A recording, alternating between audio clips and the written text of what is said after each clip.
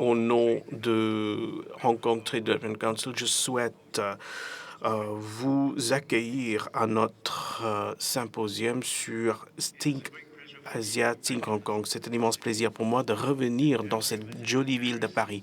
Et pendant chaque visite de Paris, je me rappelle des jours des années 80 où j'étais basé à Paris, où je travaillais sur un joint venture entre mon entreprise et Paribas. Le président de Paribas est présent dans cette salle. Et je me souviens que votre siège social est à rue Tanton et j'étais en fait dans un hôtel qui s'appelle Édouard VII. Et chaque soir, en fait, je me trompais, je prenais en fait, je faisais une jolie promenade vers l'opéra juste pour pouvoir profiter de cette belle ville, de cette belle ambiance qui règne sur Paris.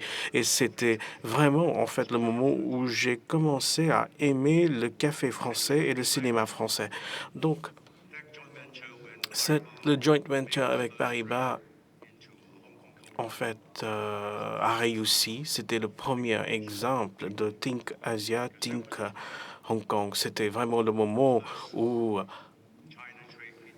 le premier collaboration entre la Chine et Paris avait bien démarré et on était déjà focalisé sur le marché asiatique. Aujourd'hui, on estime qu'il y a plus de 1000 entreprises françaises à Hong Kong. C'est en fait les entreprises de technologie, de alimentation, des traitements d'eau. Ils ont tous des centres ou des sièges à Hong Kong. Ils sont en train de construire des passerelles avec la Chine également. En même temps, nous pouvons voir qu'il y a un flux de capital dans ce sens, des investissements dans ce sens. On investit beaucoup dans les entreprises françaises et on achète beaucoup de logements, en fait, beaucoup de propriétés en France. Nous sommes vraiment ravis d'accueillir les 1000 entreprises qui participent à ce forum, à ce symposium. Et cet événement n'aurait pas pu être possible sans le soutien de nos 30 partenaires qui viennent de la France et de Hong Kong,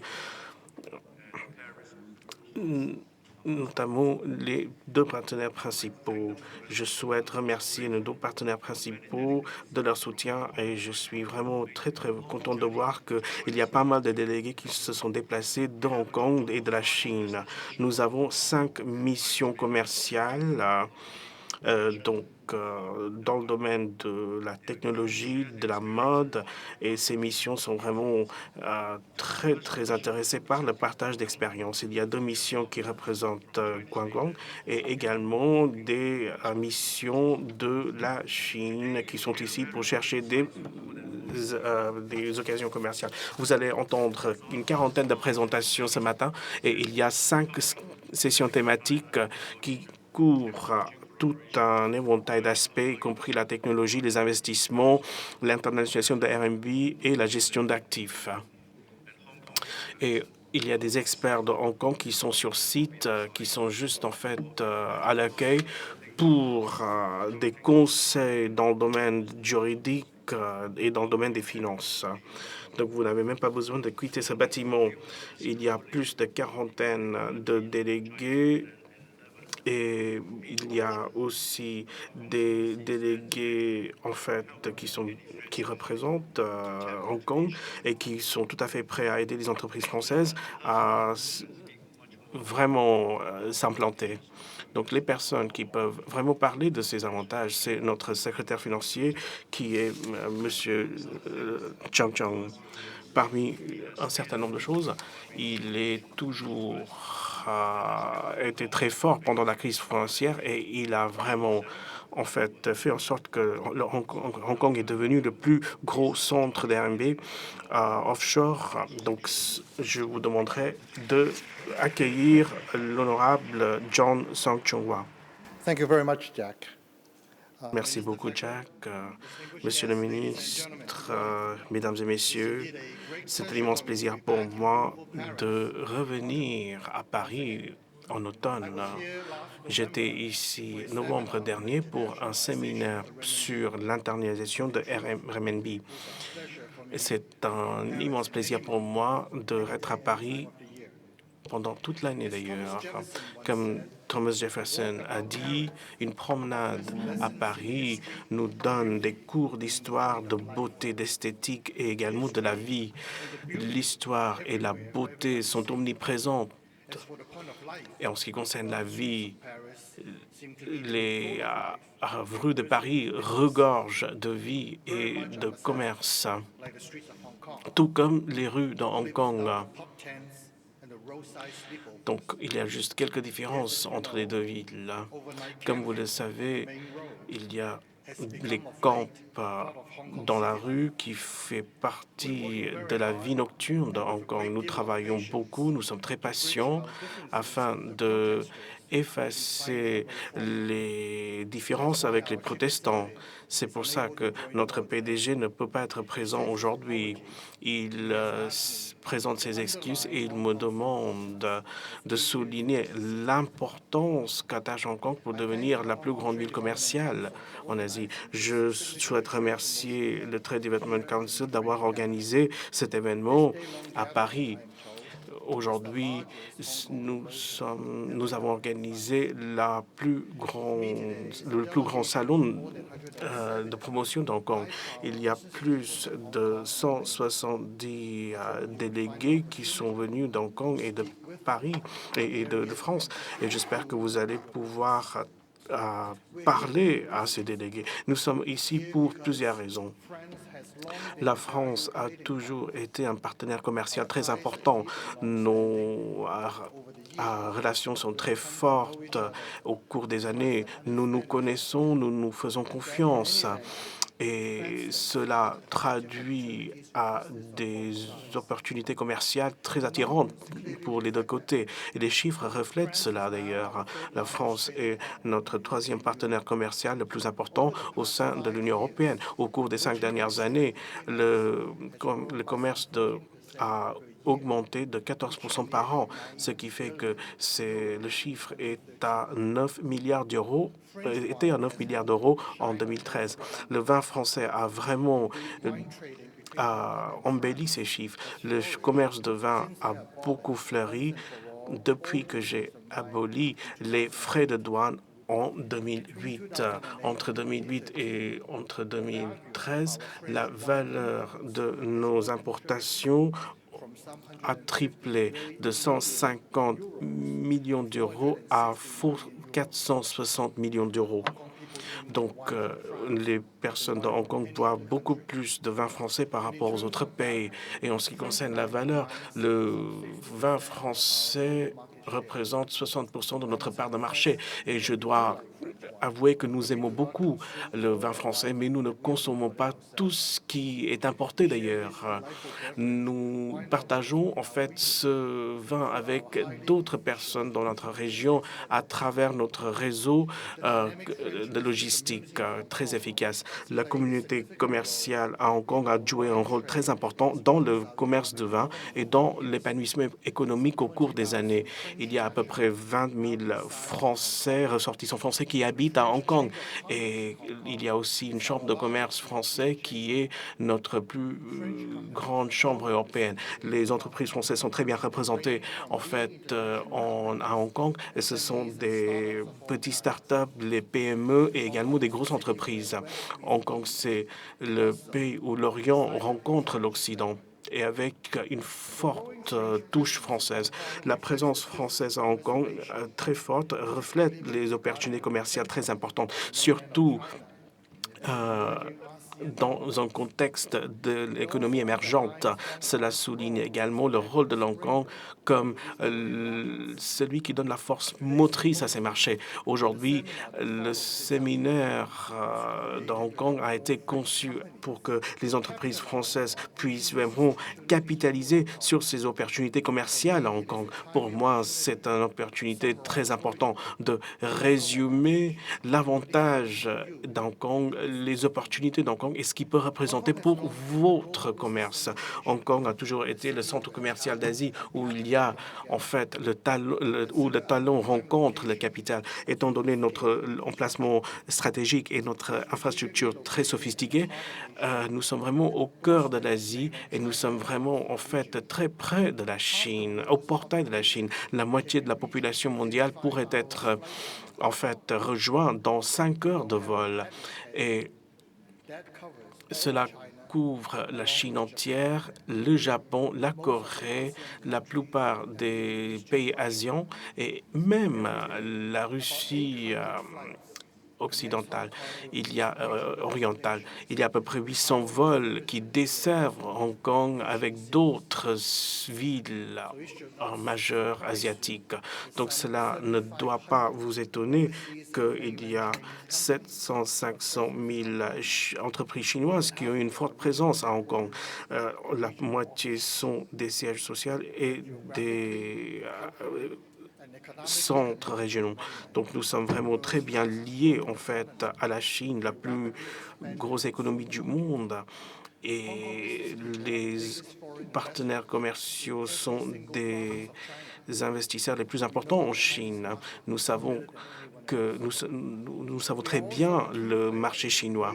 Nous sommes également un acteur très important de l'économie asienne qui abrite à peu près 6 millions de personnes avec une classe moyenne qui ne cesse pas de grandir. À Hong Kong, vous pouvez toujours voir les partenaires pleins d'expertise, les conseillers qui permettront de vous implanter en fait en Chine. En même temps, Hong Kong est un épicentre international de services et de finances. Et Hong Kong est une ville qui est connue par plusieurs entreprises françaises. Nous facilitons l'exploration de la région asiatique. Notre système est vraiment basé sur le libre mouvement de capital, de marchandises et de personnes. Nous fournissons beaucoup d'occasions commerciales. Nous avons le système de common law qui est vraiment qu'on essaie de faire valoir. L'indépendance est garantie par notre Constitution. Nous invitons les magistrats d'autres pays common law pour qu'ils puissent siéger à notre cour d'appel pour juger les affaires.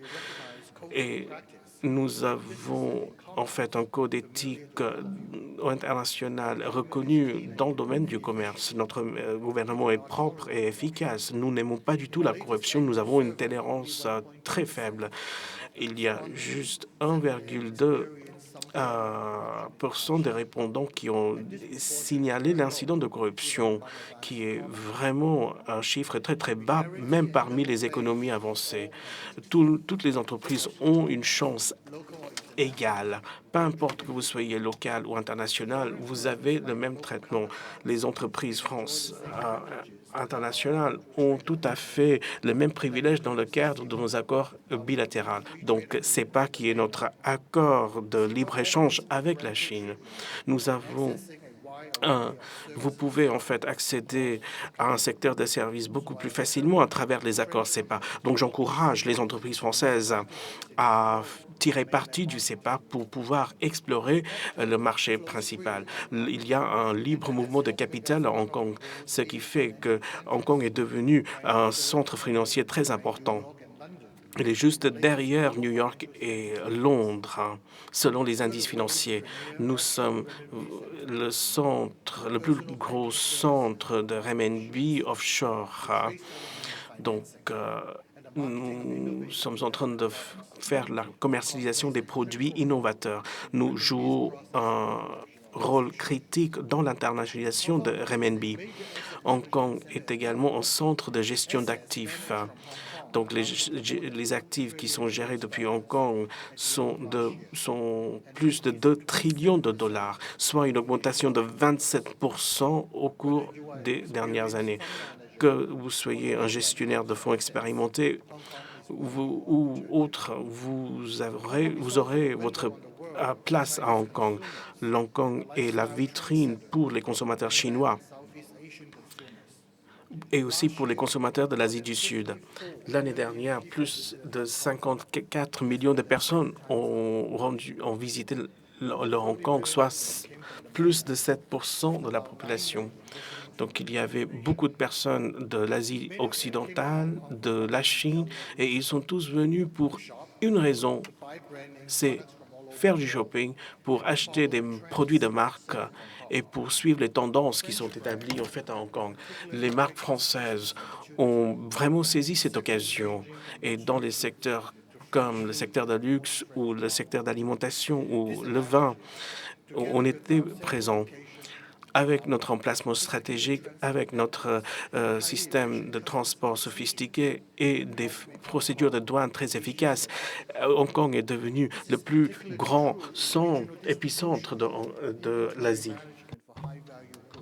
Par ailleurs, Hong Kong est devenu un centre de distribution de produits de marque internationale. Burberry, Canon, Timberland, Schneider, etc. ont toutes créé des bases à Hong Kong pour s'assurer qu'il y ait une livraison rapide des produits dans toute l'Asie.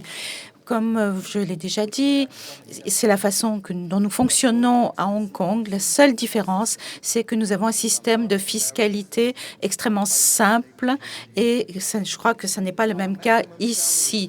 Notre imposition maximale est de 15% et l'impôt sur les sociétés est de 16,5%. C'est un taux forfaitaire. Nous ne prenons pas de TVA, nous n'avons pas de taxes sur les plus-values ou sur les dividendes.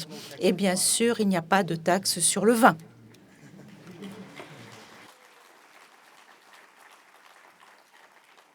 Ce qui fait qu'il est relativement peu coûteux de s'assurer du respect de la fiscalité.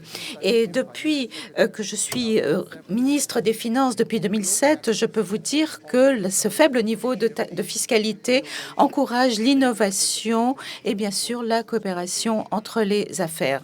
Donc, Madame, Messieurs, il y a peu d'endroits au monde qui aient autant d'avantages que Hong Kong pour vos entreprises et pour vos affaires. Et le symposium de ce matin, ainsi que les différents séminaires qui seront organisés cet après-midi, vous apprendront beaucoup plus.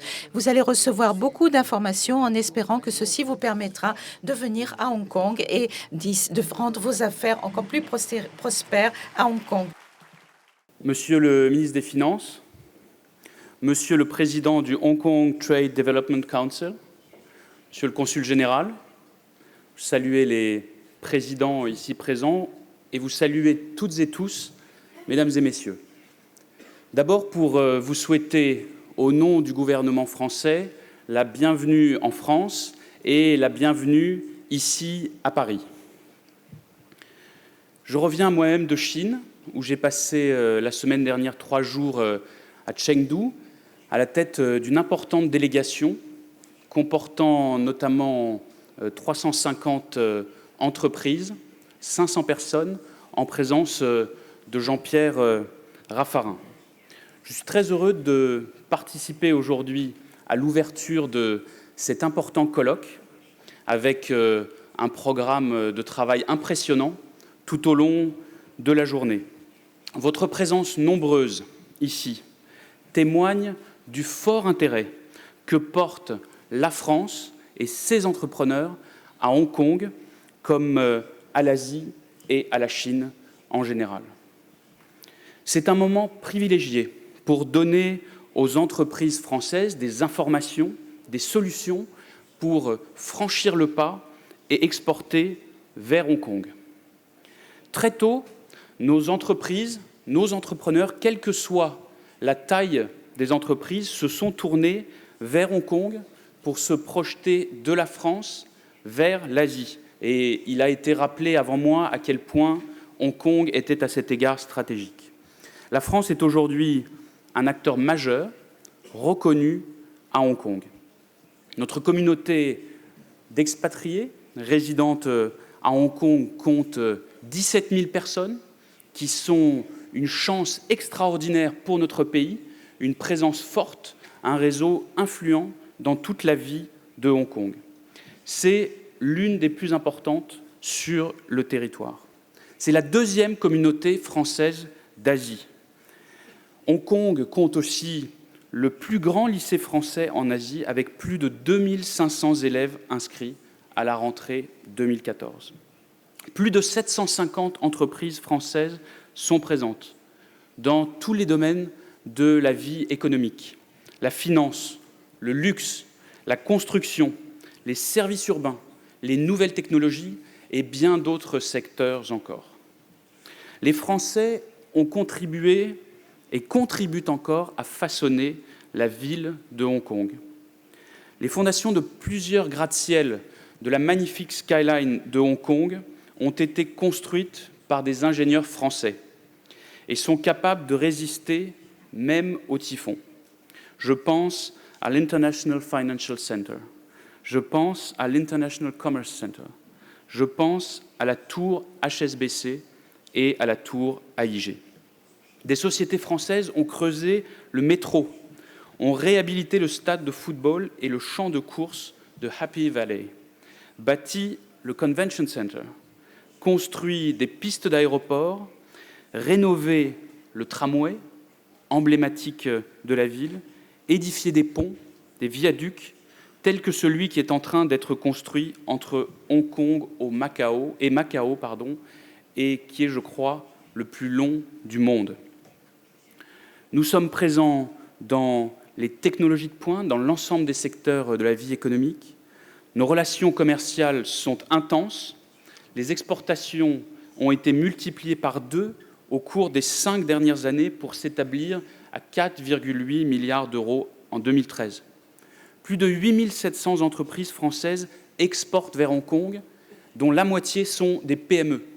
Et je tiens à insister sur ce point, tant il est vrai que notre pays a besoin de continuer à soutenir, à accompagner ces PME exportatrices à Hong Kong et partout dans le monde. Ce sera, et c'est déjà, une des priorités de mon action au commerce extérieur. Dans une vie antérieure, j'étais vice-président d'une région, l'Aquitaine, en charge du développement économique, et j'y ai acquis la conviction que pour notre pays, l'implantation, l'investissement, l'exportation dans le monde entier de nos PME est une clé de réussite majeure. C'est ce qui fait la force de l'Allemagne, avec le tissu de PME extraordinaire. C'est ce qui fera demain notre force. Et je salue la présence nombreuse, forte, encourageante aujourd'hui de nombreuses petites et moyennes entreprises françaises. Je serai là à vos côtés tout au long de mon action. Mes délégations dans mes déplacements à Hong Kong et ailleurs seront ouvertes aux PME pour vous accompagner dans vos projets. Tous les succès de la France, tous les succès de notre coopération ensemble démontrent que la France réussit à l'international. Ces succès s'inscrivent aussi dans un environnement, celui de Hong Kong, qui est exceptionnel à de nombreux points de vue, et les 2 orateurs qui m'ont précédé ont présenté en détail les atouts incomparables de Hong Kong. Un environnement économique accueillant, une population hautement qualifiée et parlant couramment l'anglais, une jeunesse généreuse, dynamique, engagée, aux aspirations légitimes et qui, à Hong Kong, comme partout en Asie et dans le monde, incarne l'avenir. Une position géographique à l'embouchure du delta de la rivière des Perles, aux portes du continent chinois. Toutes ces qualités font de Hong Kong un partenaire idéal pour toutes les entreprises françaises, PME, entreprises de taille intermédiaire, grands groupes qui veulent réussir le pari de l'Asie. Hong Kong construit aujourd'hui une nouvelle approche du développement économique. Elle nous a été présentée, centrée sur la qualité, sur l'innovation, sur aussi le respect de l'environnement dans l'ensemble des projets. Les savoir-faire de notre pays sont reconnus dans ces domaines, avec des entreprises mondiales de premier rang, des technologies de pointe et des PME innovantes. J'en veux pour preuve, en dernier lieu, l'inauguration, en fin de cette année, à Hong Kong, d'une usine de retraitement des boues usées de dernière génération, ultra innovante, ultra moderne et entièrement autonome en énergie. La France et nos entreprises peuvent apporter des solutions pour répondre à ces nombreux défis. Je souhaite et je suis convaincu que le dialogue d'aujourd'hui, que vos travaux dans les ateliers, dans les tables rondes, dans les panels et dans les échanges directs que vous aurez, permettent à tous les participants de nouer des liens personnels au plus près de la réalité du terrain, au plus près de la réalité des entreprises, des femmes et des hommes qui les font vivre et prospérer. Au vu de la qualité de cette journée, de votre présence en nombre ce matin, l'avenir des relations économiques entre la France et Hong Kong s'annonce sous les meilleurs auspices. Je m'en réjouis, j'en félicite les organisateurs, les partenaires, toutes celles, tous ceux qui ont rendu cette journée possible, et vous qui, par votre présence, en ferez un succès. Merci à vous et bon travail tout au long de cette journée.